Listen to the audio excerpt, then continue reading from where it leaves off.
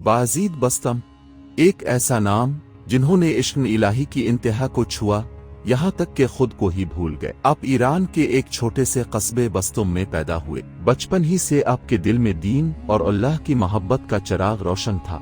कहानी का आगाज इस दिन से होता है जब आप अभी तालिब इल्म थे। मदरसे में उस्ताद ने कुरान की एक आयत पढ़ाई, मेरे शुक्रगुजार बनूं, और अपने वालिदैन के भी। ये अल्फाज बाज़द के दिल पर ऐसे लगे जैसे किसी ने अंदर एक चिंगारी रोशन कर दी हो। क्लास खत्म होते ही वो सीधे अपने घर की तरफ दौड़ पड़े। सांस फूल रही थी मगर दिल में एक ही सवाल था, क्या मैं अल्लाह का सच्चा बंदा बन सकता हूँ और माँ का भी हक अदा कर सकता हूँ? घर पहुंचकर उन्होंने माँ के कदमों में बैठकर कहा, अम्मा, मैं 2 दरवाजों का पहरेदार नहीं बन सकता, या तो आपको अपनी जिंदगी का मकसद बना लूं या अल्लाह को।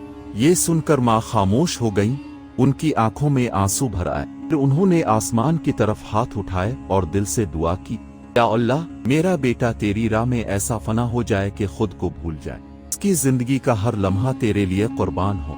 दुआ के बाद माँ ने बेटे का माथा चूमा और कहा, बेटा, आज से तुम अल्लाह के हो गए, आओ उसकी राह में सब कुछ छोड़ दो, हता के खुद को भी।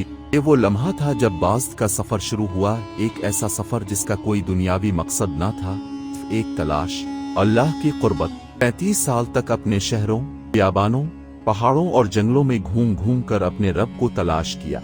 कई बार दिनों तक रोजा रखते, रात भर इबादत में गुजार देते। लोग हैरान होते कि ये इंसान खाता पीता कब है, सोता कब है। लेकिन बाज़द कहते, जब दिल का जायका अल्लाह की याद में लग जाए तो जिस्म की भूख और नींद खुद खत्म हो जाती है। इस तवील सफर में आपको कई बुजुर्गों से मुलाकात का शर्फ हासिल हुआ, कई खानकाहों में क़याम किया और हर जगह से ये सीखा कि नफस को मिटाए बगैर अल्लाह की पहचान मुमकिन नहीं। एक दिन एक शख्स ने आपसे कहा, हज़रत, मैं दुनिया को बदलना चाहता हूँ, मुझे कोई रास्ता बताएं। बाज़द मुस्करा कर बोले, ते खुद को बदल लो, जब तुम बदल जाओगे तो तुम्हारे इर्द गिर्द की दुनिया खुद बदल जाएगी।